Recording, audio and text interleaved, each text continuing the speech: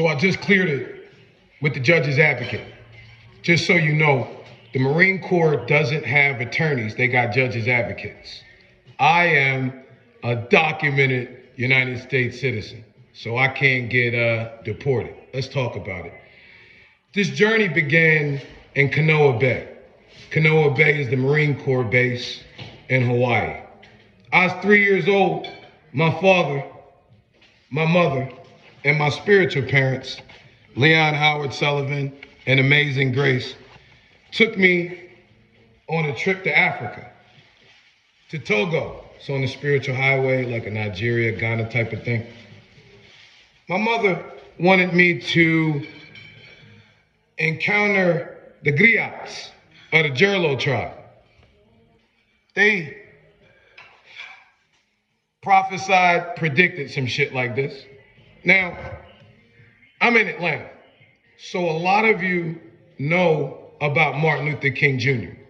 You don't really know about Leon Howard Sullivan. Now, I'm gonna tell you, I never met Martin Luther King Jr. The majority of which I know of the man came by way of his oldest daughter, my prophetic big sister, the Yoke Meister, the Yoki, the original Yoki of the Yokis, the Young Organization of Kings, internationally serving. Let me let you know where the Yokis came from. We used to be called the Bill Gray Basketball League, group of North Philly boys, and we had a Kingdom big sister. Now, me growing up in Zion Baptist Church, I was there until Sully gave me that little license when I was 8, because him and Mama Grace were going to go do a lot of work in Africa, right? He passed me like a baton over the temple to Bright Hope Baptist Church. A lot of y'all know, the bottom of which is the basketball court. William Herbert Gray, he might have been your pastor. He might have been your congressman. He might have been your Black Whip of Congress. He might have been your chairman of the Night Eagle College Fund. But in the basement of the Bright Hope Baptist Church, he was my crossover coach. I tell y'all that because over the past 3.5 years, God's had me prophetically teaching that the pandemic wasn't a crisis, it was a crossover. Let me pause for the cause and give y'all this interjection. When we look at our Bible, right, we need to look at it visually. When we look at Moses, we need to look at Moses as a representative, right? Because the God that we serve, he's a God of purpose. He be using the foolish things of this world to confound the wise. So what God decided to do is he decided to lose a little hood boy to go talk to Pharaoh on his behalf and say, let my folk in the hood go. Now, depending on where you are, depending on what books you might read, most of which are provided by the institution, they may emphasize certain individuals in your life. When we needed a mouthpiece, we had Martin Luther King Jr. When God's people needed jobs, economic and entrepreneurial self-sufficiency, that's when he raised up the architect. That's when he raised up Sullivan, right? Who gave us select patronage, gave us OIC, which you see us doing out here, teaching the younger generation the skills to pay the bills, who galvanized and got the community to invest $10 a month for 36 months, which became the 1036 plan that produced Progress Plaza, the first Black-owned, Black-developed community shopping center in American history. You know, whenever God's people need to get delivered from oppression, then God raises up a deliverer. When it came time for us to obtain jobs and the funding to get higher education, he raised up William Herbert Gray, right? Why? So we could kick in the door for corporate. Guess what you see us out here doing? Every man over here owns a business. We in the realm of entrepreneurship. We have mothers and fathers who prayed in the dirt for us to be able to own the businesses we own right now, for us to be able to own the nonprofits we own right now, for us to be able to launch the ministries we own right now. And God don't give us dominion over people. That's what them folk trying to manipulate the book want you to believe. He give us dominion over resources. OG using the drill right now. He got dominion over that thing. Like if I try to use that thing like that, I can't use that thing like that. That king over there, he got dominion over them wires and all he do right there. All of us have a zone of genius. But you know what God does? He gives us a tool for that zone of genius. So we got a younger generation. You know what their tool is? That. It's not a phone. We ain't got none here now. That phone is the thing grandma used to have on the wall with the cord. Used to be talking to Shorty, watching the videos. It's a microprocessor in your pocket. And I don't know if y'all realize it, but we in America, this is the capital of capitalism. So we not our parents' parents. We not shucking and jiving at the bottom, asking, can you please get this to us? Can you please get us this? No, we own this now. You know, I don't think they putting that in. Y'all putting any dimmers in? Ain't no dimmers going in here.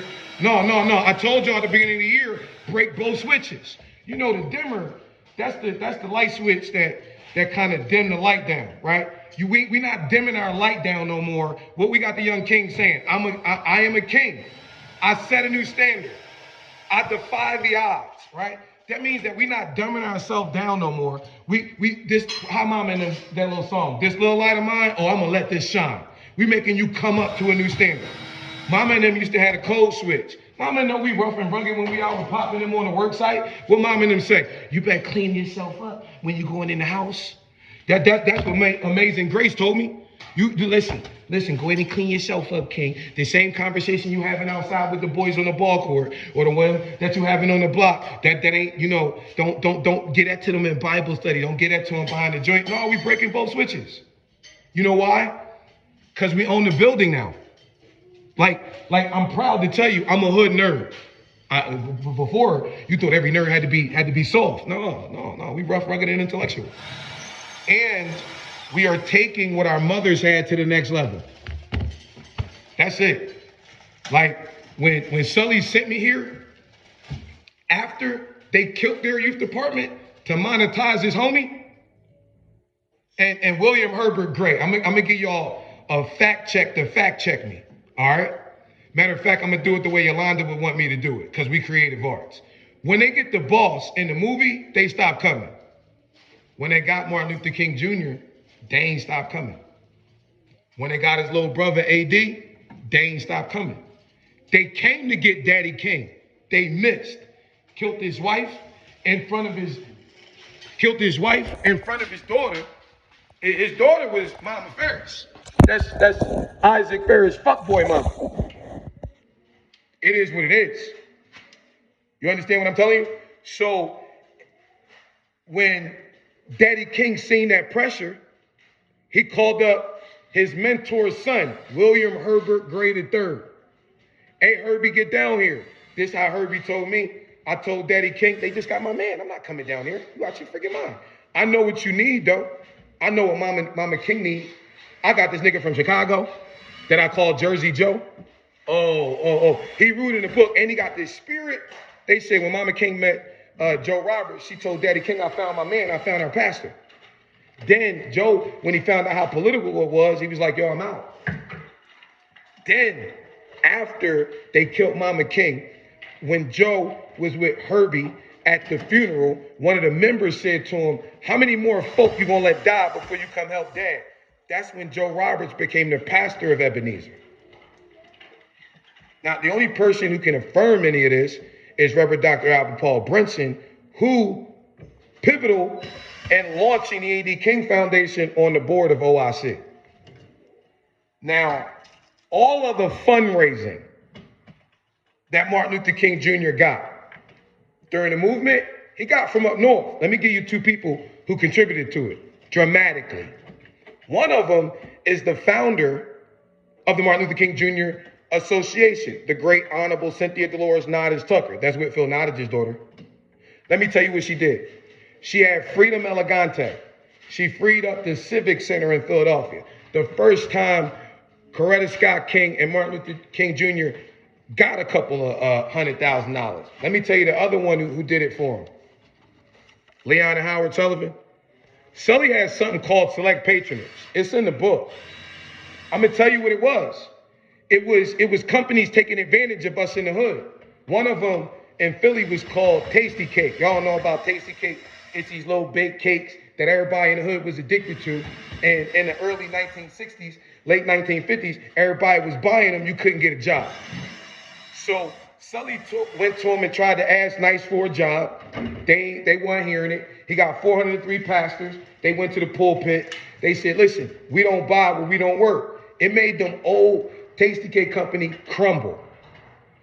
You know, and then what happened was it opened up so many jobs that Sully realized we weren't trained for the jobs. So he opened up OIC.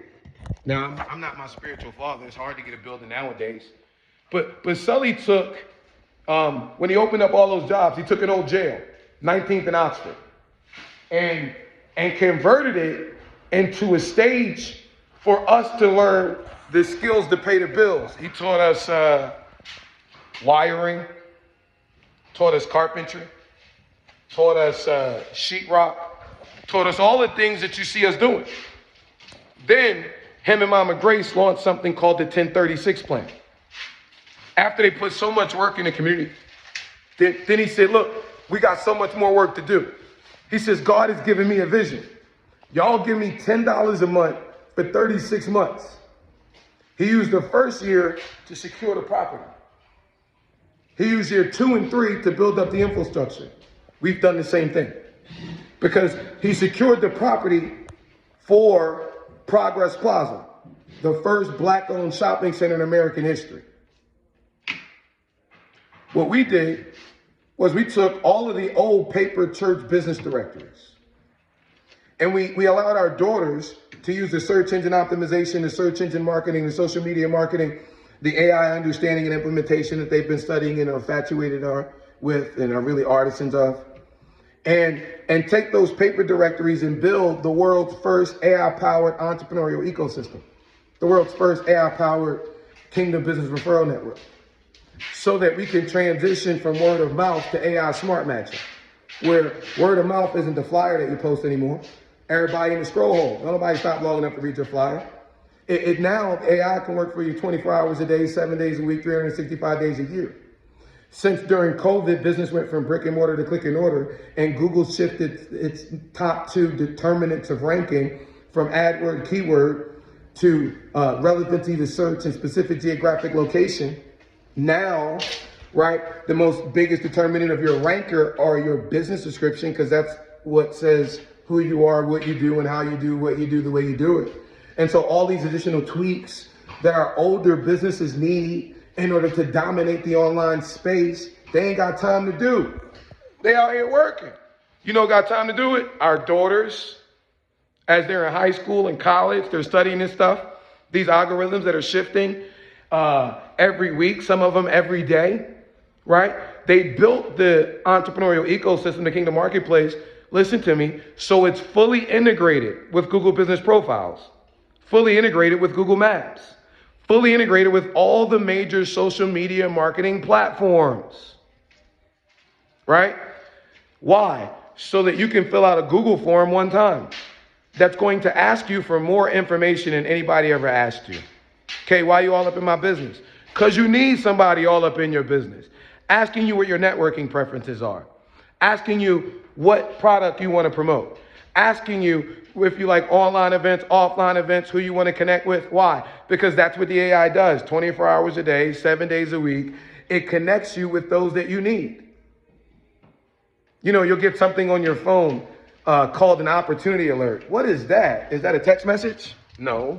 Is that an email? No. But it's a notification. It's a notification from the Kingdom Marketplace that someone is searching for someone in your niche who does what you do. You need to respond to that and get involved in that conversation. Now, there's something called backlinks, right? So that means that as all of us make this transition from brick and mortar to click and order, and all of us are on one economic ecosystem, then all of our ranking goes up at once. Why? Because Google is into trusted, verified information. So they view the Kingdom Marketplace as a trusted, verified source of small business information. Now, the Google form literally takes you 5 to 10 minutes. Guess what? It's free. Y'all know what y'all say. If it's free, it's for me. I'm going to tell you how it's going to play out. From 2007 to 2015, we did 403 paper church business directories, registered 48,000 of y'all, of us, faith-based business owners. In Georgia, we did 46. It's like 520 from Elizabeth Baptist Church.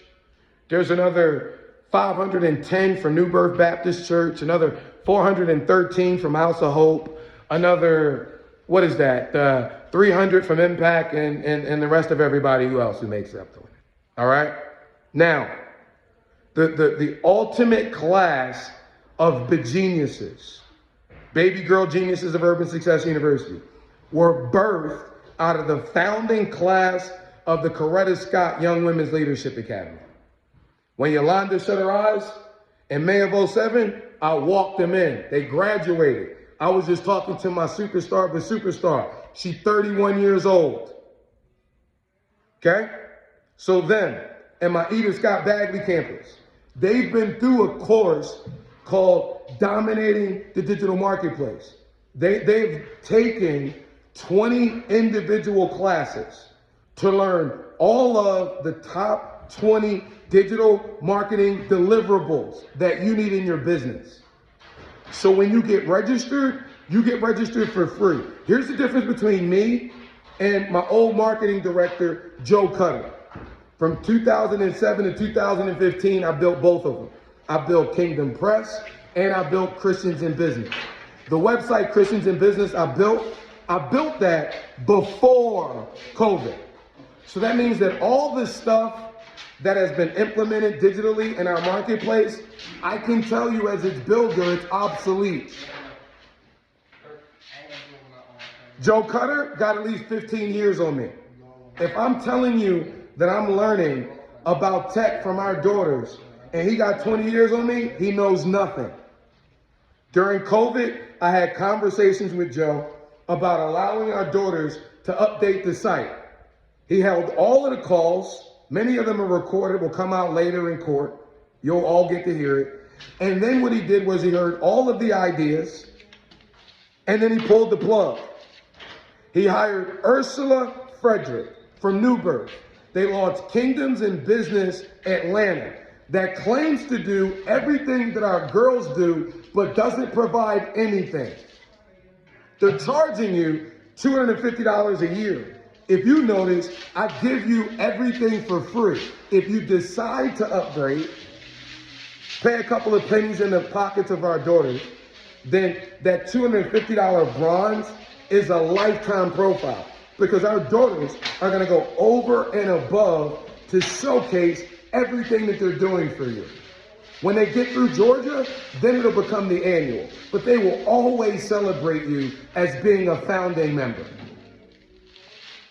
Now, there's a silver, there's a gold. Here's what I'll tell you about the gold. One of the challenges that many of our businesses had with going from brick and mortar to click and order is the fact that, as I told you with Select Patronage, we're withdrawing our economic support from the companies that get paid on our community but don't care about our community. 70 to 80% of the digital deliverables that I deem the average entrepreneur needs in order to succeed in the digital marketplace are placed without or beyond their reach. As one who has been mentored by Fran Tarkington in Go Small Biz and Targeting.com, who has documented receipts of over 480,000 small businesses coming across my desk in 2 decades, I don't know it all, but I know a little bit. If you at the Solution Solving Center of 480,000 small businesses over the course of 20 years, you know a little bit too. A little bit about what entrepreneurs need to succeed. A little bit about what they need to not just stay alive, but really thrive out here in these entrepreneurial streets. And so when I did my SWOT analysis of what y'all really need, when it comes to getting it from one of those big firms, it's between 15 to 25,000. No wonder you can't afford to obtain it in your business. That's intentional, not accidental. But if you decide to upgrade and go gold and invest $1,000 in the next generation of Kingdom entrepreneurs, then you obtain $15,000 to $25,000 worth of deliverables. Let me ask you this question that I deem to be a no-brainer. Let me define it. No brainer. Open your head, take your brain out, close your head. It still makes sense. Makes so much sense, make dollars for you later. Let me explain the dollars for you later. Mama told me penny saved is a penny earned. If there was a way for you to obtain the $15,000 to $25,000 worth of digital deliverables that you need to dominate the digital entrepreneurial marketing streets and position yourself as the niche in your industry, the one with authority that people look to as a sphere of influence to provide quality products and services, can you tell me a legitimate reason why you wouldn't spend $1,000 to get $15,000 to $25,000 worth of digital deliverables that position you like that? No, you can't. Well, that's the goal. When you invest that in our daughters, make sure I ain't in the way of work get happen, right? That's my area of dominion. I'm able to teach regardless of where we are. That's what OIC is, right? The skills to pay the bills. This is the kingdom classroom, right? So we have OIC first, and then we got Progress Plaza. They go to Kingdom Auto Solutions, where King Dave is teaching our young kings how to turn wrenches. Wow, they go OIC right there. They go Sully making it happen right there. Yes, sir. It looks like what you see taking place out here. When you saw a foundation, and you saw the wires go in, and you saw the walls go up, and you saw the paint team come in, and you saw all the individual parts that made this piece of dirt a home.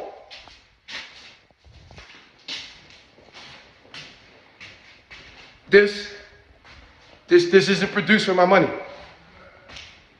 What God wills, He provides for it. I like the saying. As a lesson to the next generation. Listen to me. Check the record. When everybody was running from the inner city, Leon Howard Sullivan was running too. When everybody was running from our youth, Sully, the Lion of Zion before this one, was running to them. Now, I believe that strategy works. And I got evidence to show it to you. You're looking at it. So if you want to know why I fight so hard for our youth, because I was raised by Sully. I was raised by Herbie. And regardless of what the King kids did in 94, then I'm going to tell you, I'm going to show you what happened. Just like Sully gave ML select patronage to become Operation Breadbasket, when Yolanda and Coretta decided that they were going to rebuild the youth department, and Edith, then Amazing Grace, she gave them her mini university model, but she sent something that was like an extra little insurance piece. This is the original Mompreneur Squad. See, Amazing Grace, she had mentees. That's Yolanda and Martin Luther King III's mama. That's Coretta Scott King. That's one of her mentees. Right there, that's my mama. That's one of her mentees. Now, just refer to her as the prophetess, because as I teach her inside this text, I'm going to teach her like Hannah. You remember, who gave up little young Samuel, her son, back to the temple. When you go to KingJerald.com, that's the story that you get my mama did. Now, I'm going to tell you, they killed Martin Luther King Jr. But what Sully went through, fighting these corporations on behalf of the folk at the bottom, I'm honored to go through. I want to make sure that you don't get confused in what's spiritually taking place. Like Like when our fathers were shutting their eyes, you know, I watched my spiritual fathers, Leon Howard Sullivan and William Herbert Gray III. I seen these magnanimous men of God get used by God magnanimously in the lives of the people of God, from North Philadelphia to Africa and every freaking where in between. Last thing I seen these two go to the gospel do collectively was walk me into 3340 Peachtree, Atlanta, Georgia, Financial District, Buckhead, Tower One Place. Introduced me to Hall of Fame quarterback, serial entrepreneur. You know him, you love him. Father of the entrepreneurial development industry in our generation, Fran Tarkington. And you know Fran because of his entrepreneurial ventures, but you don't know that Fran owned KnowledgeWare, 10th largest software company in the world. You know about Leon Howard Sullivan because of the work he put in. I'll make sure you learn about Amazing Grace. You know about William Herbert Gray because of the work his pop put in. You know of him because of the work he put in Congress and in the United Negro College Fund. I'm going to tell you what every black person know. It don't matter if you're Christian, Muslim, or Jew, right? If you got an imam, you got a pastor, you got a rabbi, you got a first lady, you got a spiritual mama, every little black hood boy, whether you go to church or not, you got a spiritual mama. And I could talk to you about Leon and everything that Amazing Grace did. I could talk to you about the lessons I learned from Herbie, that crossover in the bottom of the Bright Hope Baptist Church. But can I tell you about the Dash? Andrea Dash Gray. That's the lady that took my Vectrex. Y'all don't even know about Vectrex. Y'all in the PS2 and PS5 and PS30. You don't know about Vectrex. In the computer room one day, she came in and took my Vectrex. What is you doing? I ain't even going out there. I don't know what I did. For you to take my Vectrex? They're like taking my Bible. They're like taking my anything. She came back. She had a box that looked like this. She split it down and told me to open it. It had styrofoam at it just like this. Carl, I lifted this joint up, right? It was a MacBook Plus. You remember that joint? Remember we was in school, they had the joint with the little floppy disk that you put in. This was the joint that had the keyboard. What? She had her computer for kids. Okay, that's why you tech like this? She said technology was going to be the great equalizer. See, so when you see me doing what I'm doing, oh, that's the work of my mamas. That's Amazing Grace Banks Sullivan and Andrea Dash Gray. Now listen, Coretta friends with both of them.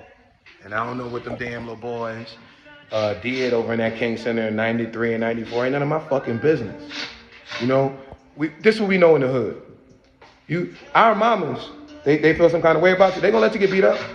Now, older brothers, they couldn't smack Isaac around. That nigga got 15 years on him. So 30 years ago, I'm 15. That nigga 30. What stopped me from smacking him around? Yoki. All right, cool. You know what I learned though in them 30 years? I learned my niggas in the A's is popping. I learned these Atlanta women. What? I used to drive foreigns and think that was it. I got a throwback Chevy. Be working on it myself. Like I've been in hard money funding and commercial lending my whole life. What? I'm building now. What? I got boots on the ground now. What? I learned to slow down now. What? I'm in the father position now. What? Don't fuck with my kids. You feel me? And in the 30 years, like, y'all not one of us. The gospel transitions, bro. Like we not into, I'm going to call it what it is, the colonizer classroom in the slave master seminary.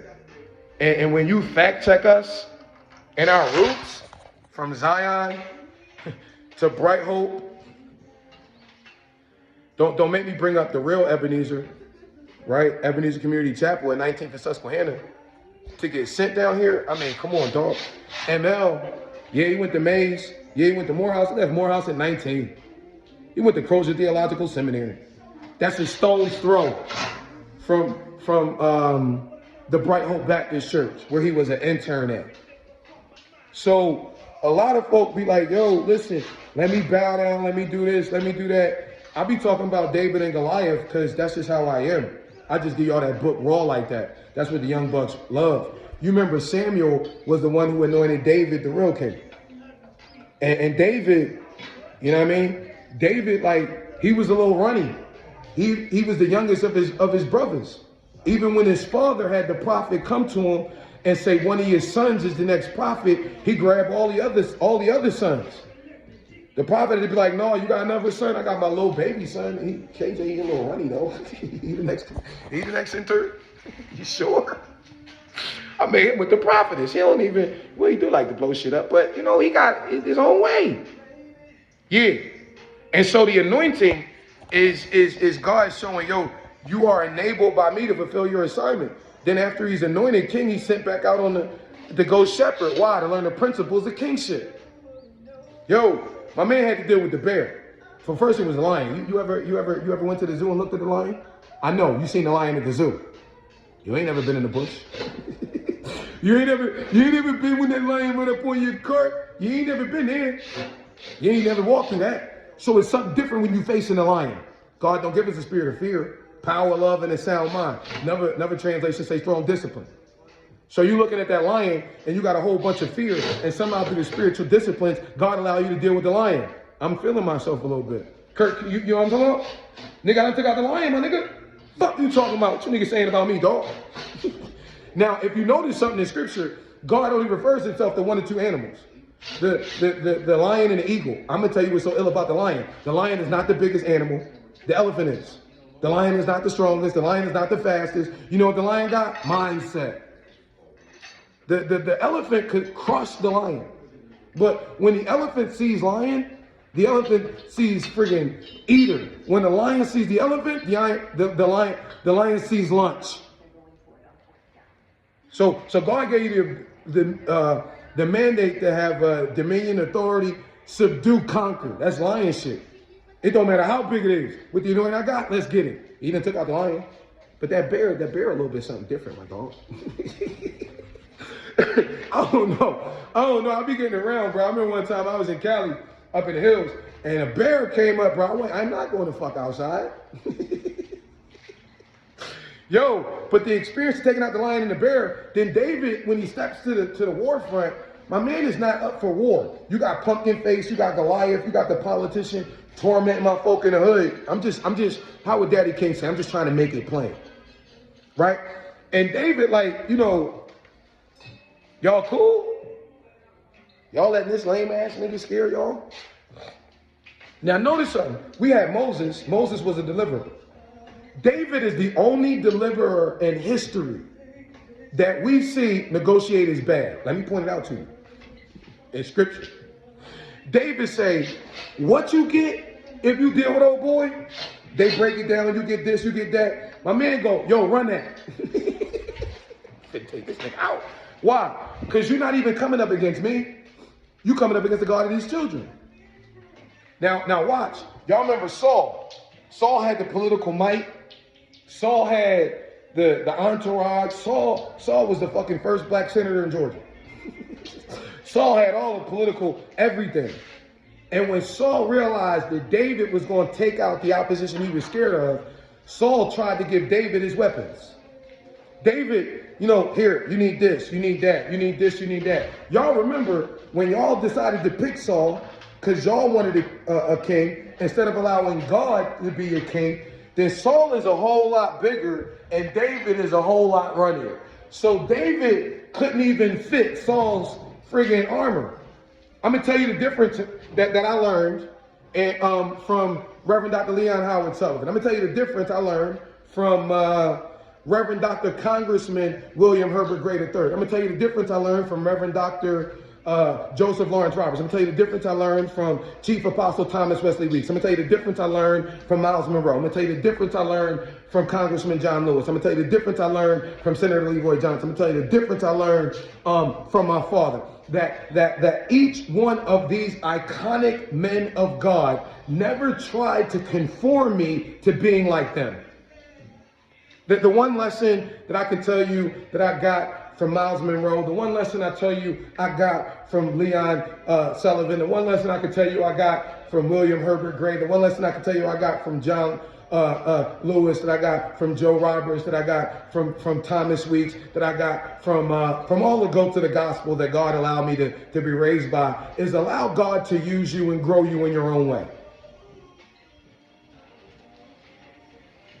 So when I'm talking to a younger generation, I'm like, yo, become you. The difference in leadership. Because John Maxwell says that's the leader's leader, the pastor's pastor. Everything rises and falls on leadership. You know what happened inside of the Bright Hope Baptist Church from 2007 to 2014? We had to kick the fake ass KJ out, the fake ass KJ, his leadership. You know what happened at the historic Ebenezer Baptist Church from Joe Roberts until now? Raphael Gamaliel Warnock's leadership. In the regard that it's controlling. In the regard that it wants to make everything bow down to you. That is shallow and it's narcissistic. That's not what God does. You know, if I had to give you more scripture, this is what happened with David. After he took out Goliath, and if you notice something, David tells Saul, your weapons won't work. Let me use my weapons. Let me set the stage real quick, right? You know, God will provide the stage. This trash, ain't it? Can I use this? This trash? All right, cool. I just want to make sure I'm respecting other men's work. Sign of a real king. So when you think of a slingshot, you think of this. A little piece of wire, pow. You think of David like this. Come here, Goliath. I got this stone, pow. No, it ain't like that. It ain't like that. This is why we train a younger generation in spiritual weapons. Love is a weapon. Patience is a weapon. Long-suffering is a weapon. Wisdom is a weapon. Knowledge is a weapon. Integrity is a weapon. You niggas ain't know meekness was a weapon. That's why you be taking my meekness for weakness. But that's besides the freaking point. See, David had trained with his spiritual weapons. So he wasn't confident in what Saul was trying to give him, because the colonizer's classroom and the slave master's seminary interpretation of the gospel doesn't work in the fucking trap. It don't work in the slums. It don't work in the ball court. It don't work in the trenches. It don't work. It works in the building when mama and them got you sitting down talking. I mean, fact check me. We had this theological debut or dispute in 2011. What did we do? We took 627 West Clearfield. I mean, what you want? You take out your phone, right? And go to believingsoldiers.com, right? We took 627 West Clearfield. The biggest dope corner in North Philadelphia. And we turned it into the sanctuary, right? Busting at the seams for prison ministry. Guess what? I ain't got no praise and worship team. I don't need it. I ain't got no choir. I mean, every once in a while the kings will get together. You know, when the Bible says make a joyful noise, I guess if you want to call that a choir, we ain't got none of that. Because black men don't want none of that. You know what we want? The one thing that the colonizer does not allow for in the service. You know what that is? Can I ask a fucking question? How does that shit apply to me in my everyday life? Kurt, you ever had that ability? That's the one question I want to know. A lot of it does, but we only got the slave version of it. So for the majority of black men, we feel like that's the slave religion. Well, hold on for a minute. You only got the slave version. Let's go to 2 Timothy, the 2nd chapter, and the 3rd verse. You got to endure hardship as a good soldier of Jesus Christ. Oh, you never heard the soldier version? Oh, because certain things going to pop to you when you hear a soldier. When you hear a soldier, but like Jesus said, if you love me, you're going to run around the sanctuary. No, he didn't say that. If you love me, when I put this crystal on your head, you're going to fall to your knees. He didn't say that. He said, if you love me, you're going to keep my commandments. Oh, okay. That's orders, soldier shit. He said, watch this. You ready? Paul said you got to stand 10 toes down in the power of God. Put on the whole armor. Slaves don't have armor. Soldiers do. Watch. I gave you the analogy of Moses. Poise, political, and posture. Watch this. Deuteronomy 34th chapter. He get to go up. He get to look over. He get to see the promised land. God gonna let him see it. Joshua, the 5th chapter, 13th verse. He got to be looking down. Satan ready to say amen. He lift his hand up though. They like, oh shit. Then he say amen. He like, uh-oh. Then the first thing he sees is not Jericho. He don't see the promised land. He see a man with a military suit, with a sword in his hand. That's a Christophany, big word. Picture of Jesus before Jesus. What'd he say? Hey, my niggas, you for us or against us? Neither. I represent the Lord of hosts. That's the militant guard. So when we look at it, we look like, well, the militant guard, yeah, unlike like how they teach in the building, yes, Joshua does divide the inheritance, but watch this. He got to go conquer it first. So it implies Joshua is militant. But watch this. What we talking about? Spiritual weapons. The weapons of our warfare, not carnal. They mighty for the pulling down the strongholds that Satan has on the minds of our children. Watch this. The same Jordan, the one that Jesus is baptized in. Unlike a younger generation, he's not coming out of the wilderness. He's being pulled into the wilderness to do battle. No jabs, no uppercuts, no roundhouses. He don't grab the Glock. He don't grab the Drago. Young buck, give me the AR. What'd he do? He speaks the word, the sword. Paul, in that same Ephesians 6, when he talks about the armor, he tells you to put the helmet on, the breastplate. Every aspect of the armor is defensive. Ladies, that means it's to protect me. He gives me one weapon, the sword. What's that? The spoken word. So when I understand how to fight my spiritual weapons, like David, notice what he said. He decreed and declared when he looked at Goliath. He picked up his slingshot. They like a couple of stones. My man picked up them jewels. Make sure y'all get it. He all the way over here. Goliath over there running his mouth. He like, what you talking about, homie? I got you, dog. You ain't even coming up against me, my nigga. You coming up against the God of these kids. Ah! Let that thing go. Bing! Headshot. Decapitate them. Goliath out. The politicians out. The one tormenting the hood out.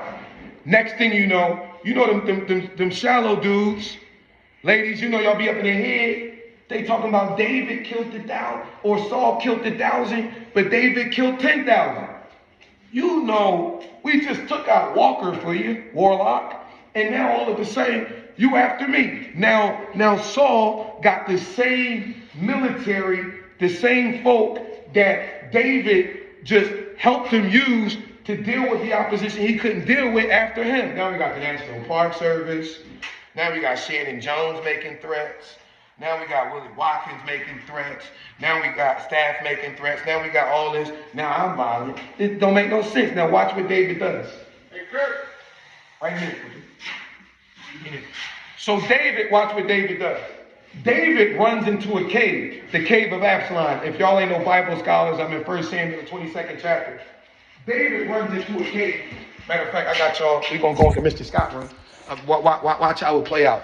David runs in the cave. Oh, okay. Mr. Scott room got a door now, huh? David runs in the cave. Right? I'm in the cave right now, right? David, oh yeah, I need the light. David's in the cave. And when David's in the cave, the Bible says in 1 Samuel 22, let me get my phone, right? That when David's in the cave, he looks up.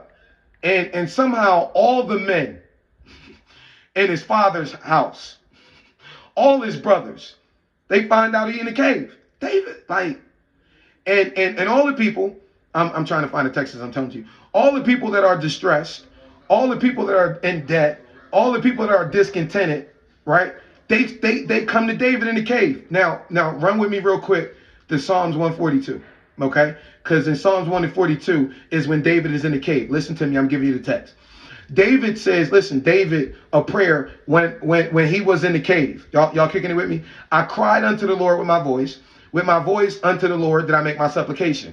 I poured out my complaint before him. I showed before him my trouble. When my spirit was overwhelmed within me, then thou knowest my path and the way wherein I walked. have they privately laid a snare for me. I looked on my right hand and beheld there was no man that would know me. Refuge failed me. No man cared for my soul. I look unto thee, O Lord, and I said, thou art my refuge in the land. Attend unto my cry. I'm brought very low. Y'all see, I'm a dang. Oh, okay, where you at? I'm in the, you know what I mean? I'm in the cave, right? And I'm brought very low. Deliver me from my persecutors, for they are stronger than me. Bring my soul out of prison, that I may praise thy name. Praise thy name. Thy righteousness shall encompass about me. Now I want y'all to follow the lesson here, and then we done. It's Monday. It's the Kingdom Classroom. I gave y'all 15 minutes earlier. We're gonna wrap it up. This is your hour. Your day with the dean. Let's connect some dots here. We were in 1 Samuel. We were in the 22nd chapter. And in the first verse, and David departed thenceforth to the cave in Absalom. And when his brother and all his father's house heard it, they went to him. Y'all remember we were in Psalms 142, and David told God to send the righteous. And everyone that was in distress, everyone that was in debt, and everyone that was discontented gathered themselves, and he became captain over them. Those are the righteous. Those that are in debt. Those that are discontented, right? Those that are in distress, the hood. Those are the mission, as it was explained to me. And as we're in the sacred ascension period, we're going to respect our mamas and their work. And I'm making myself no reputation. I tried to tell y'all, we in a race. But the race is not a sprint. It's a relay race. And everything that's required in the sprint to win is also required in the relay race, but it's not enough to win. In order to win the relay race, you have to receive the baton without dropping it. And you must also pass the baton without dropping it. And the baton are our stories. The baton are our children. And the way that we get this relay race, it's not about us from men to men, generation to generation. It's the responsibility and the privilege we get from God. Nothing that we obtain, nothing that we build, nothing that we acquire do we deserve. God doesn't bless us because we deserve it. He blesses us because he's a blessing God. Not so we can get caught up in the material trappings of success. Moses told us that in Deuteronomy the 8th chapter. He said, if it was God who gave us the ability, God who gave us the goals, the dreams, the aspirations. Everybody breathe in and breathe out, breathe in and breathe out. It was God who gave you that breath. Somewhere I read that service to others is the price you pay for the air that God allows you to breathe on this planet. All right. So it was God who gave us the ability to get wealth. And if we become hoarders, right? Because he didn't give us the ability to get wealth. So it's for the Bentley, the Beamer, and the Benz. He gave us the ability to get wealth so we can keep the covenant he made with our fathers. And if we lift up any idol, your budget can be an idol. Your followers can be an idol. And anything other than the one true living God can be an idol. If you lift up any idol, he will shut you down like he did generations before. He doesn't give us the ability to get wealth for us so he can keep the covenant he made with our fathers. So he blesses us not to be hoarders, but he blesses us to be a blessing. Blesses us with a story, blesses us with a mess that we've made a message, blesses us like King Kurt be doing with his skill set, right? Blesses us, he blesses us to learn how to put a fan up effortlessly. I mean, this king done put up like what, 5 of these joints in the last hour? Huh? Yeah, like 6, 7 of these joints in the last hour. He blesses us with this skill set so that we can be able to teach other people that skill set. So that some young king in the middle of some lesson like this can be like, yo, can I get with King Kurt? Matter of fact, there was another individual in a whole different place who saw the king putting something up, who was like, yo, holla at me because I want to get that done. That's how our kingdom economy moves. Don't nothing change. God be doing the same thing in a different way. And I'm a little bold with it because he tells us to come to the throne boldly. But I'm making myself no reputation. It's not me. It's God through me. I'm good. I ain't this good. I ain't this good. I promise you I'm not. But I was raised right. And for this assignment, there is no degree. Listen, man. The master's, the slave master's degree, okay? The masters of divinity, the masters of Christian educational leadership, the masters of whatever one of the masters and doctorate degrees. That curriculum was established by Harvard and Yale in like 1870. William Herbert, grade junior, did it. William Herbert, graded third, did it. Joe Robbins did it. Leah Howard Sullivan did it. So as a little young prodigy, I done read them books. And in the 90s, I'm going to be real with you, bro. A lot of them words, they didn't connect with us. So we had to do what somebody or what folk before did. Take what is written in the book and interpret it in our own way. Yes. You know, thank you, Ken. Thank you for what you said earlier, because that was a big check. I said, yo, do you think I got it out right? Do you think everybody feeling it? He said, K, you use too many big ass fucking words. I said, damn, I'm talking to the academics. You know why? Because speaking in Hebrew and speaking in Greek is not more important than speaking the hood. Because if you got the Hebrew and the Greek and you don't know the hood, you're not talking to us. You can't connect it to us. So you got the understanding of God, but so you can talk to the academics. I thought the job was for the lost. I thought that was the purpose of this. And unfortunately, we don't have a budget, we don't have the buildings, we don't have all the other stuff to make this happen like this. So when folk are talking about they do what we do, we gotta come out here and really show you how we do it. I'm not, you know, Satan is an accuser. He's a manipulator, right? We got stewardship. God gives us a certain amount of time, a certain amount of treasure, and a certain amount of resources. And so the call on our lives, the purpose on our lives, the grace on our lives is irrevocable. We're not going to get sidetracked by dealing with a whole bunch of court stuff and a whole bunch of stuff getting us that way. No, our answer as we're moving into the Advent season is to teach the word more rough, rugged, and raw. And if we got this challenge with concerned black clergy, then we realize that our fathers led that. And the 80s, they were concerned. These new niggas that we got ain't concerned with nothing. So we got a new clergy, urban concerned clergy. And I do the one thing that none of them can do. You know, we up against the after school Satan Club and his ability to not prophesize. That's what we did with the Obama Foundation, My Brother's Keeper. That's what we did with Big Brothers Anonymous. We got the boys together. See, the government will fund us if we not pushing religion. That's why we pushing kingdom. Revelation 1:6, he makes us kings and priests. Jesus never said, if you want to be my Muslim, if you identify as Muslim, assalamu alaikum, you know, what? Shout out to the Muslim community. He never said, if you want to be my Christian, right? Idolaters named you that. And Acts the 11th chapter, the 6th verse, you like little Christians, right? No, but you identify as being a Christian, I love you. Y'all niggas not gonna Kanye me. He never said, if you want to be my Jew. He never said that. He said, if you want to be my disciple, if you want to be my student. We had a dean before, they don't ever talk about him. Reverend Dr. Henry Mitchell and Ella Mitchell. They were in Union Theological Seminary in the 1940s. Dr. Mitchell wrote the book on African American preaching. And me, I'm just the dean of Urban Success University. I'm just giving it raw for my students. Like Mommy Grace told me to. I know.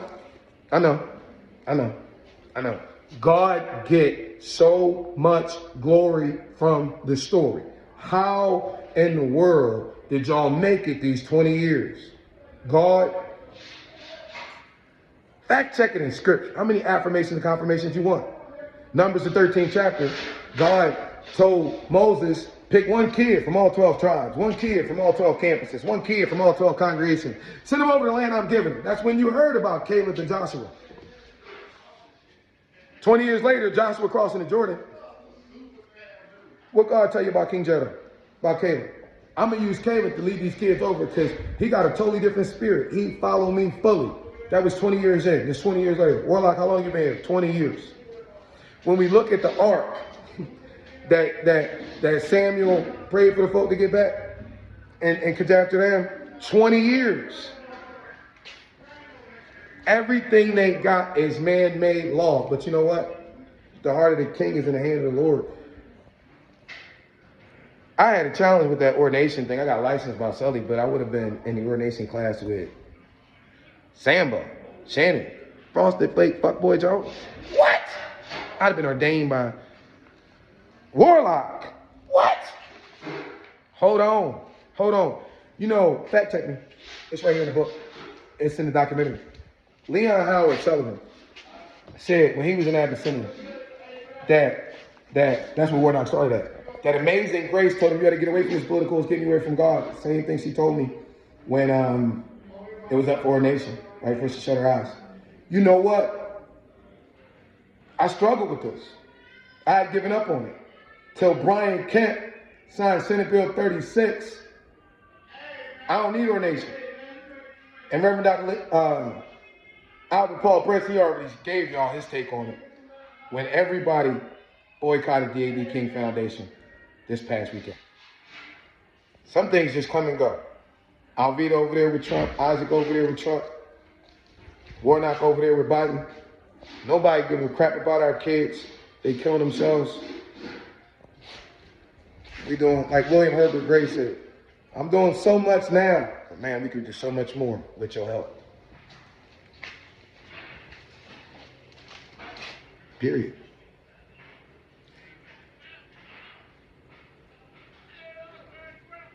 So I have accepted the position of president-elect of UrbanConcernPleasure.com. We rocking with the Yokis, the Young Organization of Kings, internationally serving. Happy Monday. Love y'all almost as much as the Father. On behalf of the Father, have an amazing day on purpose. Never forget the Father made each and every single one of y'all amazing on purpose. I know it's like Paul in First Timothy, the 12th chapter. He said, "Man, I thank God for allowing me in His service. He came to save sinners, of whom I'm numero uno." But He decided to use me, because if He could use me, then the generation would be like, "Damn, if God could use KJ like this, I can only imagine what He could do for me." I'm making myself no reputation. This is not me. This is God through me.